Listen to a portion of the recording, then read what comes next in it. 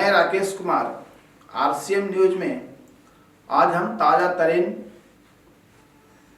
खास खबरों से आपको रूबरू करवा रहे हैं। दिल्ली कोचिंग सेंटर हादसे में 3 छात्रों की मौत से पूरा देश इस समय शोक में है। अब इस मामले में दाखिल याचिका पर दिल्ली हाईकोर्ट में सुनवाई चल रही है। कोर्ट में दाखिल याचिका में उच्च स्तरीय समिति गठित करने की मांग हो रही है।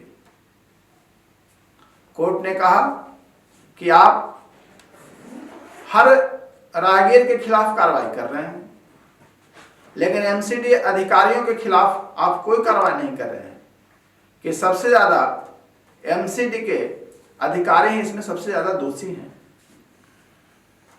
सरकारी वकील ने बताया कि उनके खिलाफ भी कार्रवाई की गई है, कई अधिकारियों को बर्खास्त किया गया है।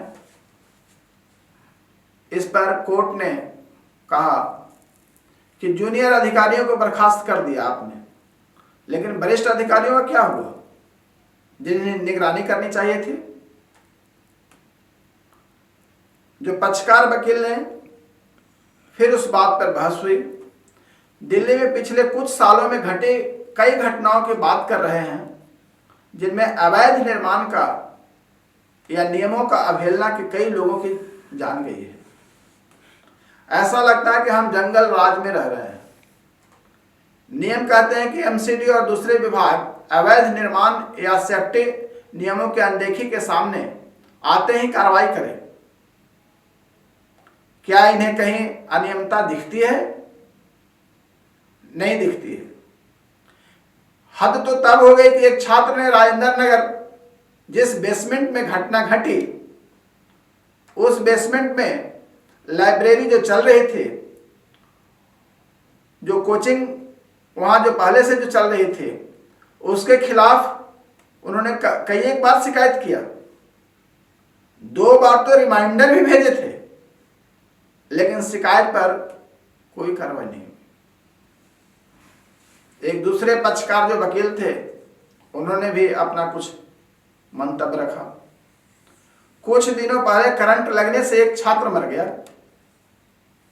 लगातार एमसीडी की लापरवाही हो रही है। भ्रष्टाचार से हर कोई पैसा बना रहा है।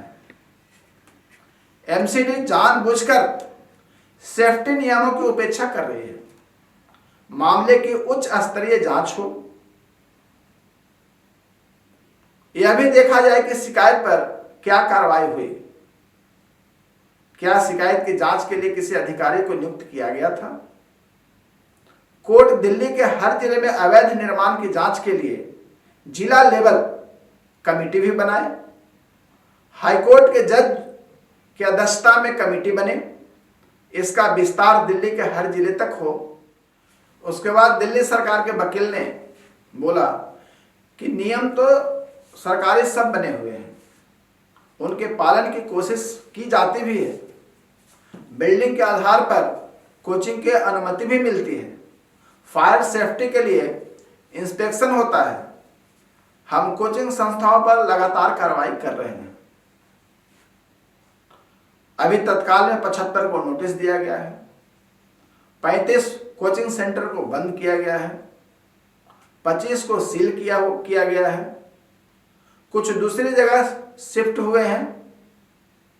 हमारे देश की दुर्भाग्य है कि कोई घटना घटती है तभी कार्रवाई होती है। ऐसे सिस्टम कुंभकर्णी निंद्रा में सोए रहती है। जितने भी घटना घट रही है, सबका जड़ करप्शन है। सरकार बदलते रहती है, लेकिन सिस्टम में करप्शन पे कोई फर्क नहीं पड़ता है। एक वकील साहब ने अपना पक्ष रखा। अवैध पीजी चल रहे थे ओल्ड राजेंद्र नगर में। एक बिल्डिंग में 50-60 छात्र रह रहे हैं। हर इलाके के लिए एमसीडी के लोग तय भी हैं। यह एक खुला तथ्य है। निर्माण के दौरान हर लिंटर पे वसूली भी होती है। आप अगर दिल्ली में घर बनाते हैं तो लिंटर डालते हर विभाग के लोग आके आपके पास खड़े हो जाते हैं, एमसीडी वाले खड़े हो जाएंगे, थाने के बीट ऑफिसर खड़े हो जाएंगे, जो थाने में जो बाइक से चलते हैं वो सब खड़े हो जाएंगे, 100 नंबर खड़े हो जाएंगे, यहां तक कि पॉल्यूशन डिपार्टमेंट आके खड़ा हो जाएगा, एमसीडी के जो बेलदार है वो खड़े हो जाएंगे। सबको पैसा कुल मिला के चाहिए, अगर नहीं देंगे तो आपको लेंटर डालने नहीं देंगे, अगर डल भी गई तो आपके बिल्डिंग एमसीडी में बुक हो जाएगी। एमसीडी में अगर बिल्डिंग बुक हो गई तो ना तो उस बिल्डिंग में आपको इलेक्ट्रिक मीटर लगेगी और ना उस बिल्डिंग में आपको पानी का मीटर लगेगा। मतलब एक तरह से सिस्टम इतनी करप्ट हो गई है कि पैसा दो तो सब रूल रेगुलेशन सब ताके पे है और हर काम आप कर लो, 4 फ्लोर बना लो, 5 फ्लोर बना लो, 6 फ्लोर बना लो, लेकिन पैसा सबको मिलना चाहिए, हर विभाग को।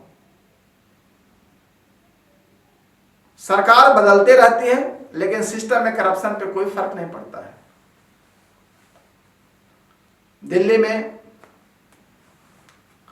दिल्ली सरकार यह सबकी साझा जिम्मेदारी है कि इस तरह की घटना दुखद है।